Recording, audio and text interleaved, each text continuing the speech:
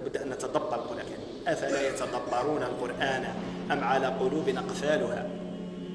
الشيء الذي يحول بيننا وبين تدبر القرآن الكريم ما هوش الآلة العلمية التي هي في العقل، لا، بل هي البصيرة التي في القلب.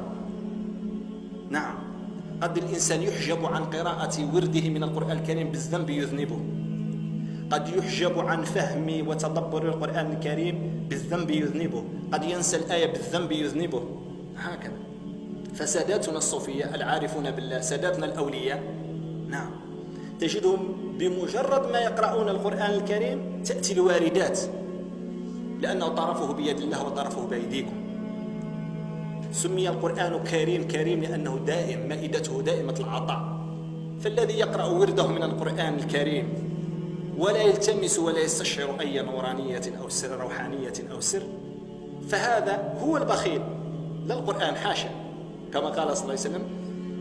نعم، من لم يصلي عليه سماه البخيل، لأنه بخل نفسه، لأن الأصل في الأمة كلها ترد على معين الصلاة على الحبيب صلى الله عليه وسلم، فمن لم يصلي عليه فقد بخل نفسه.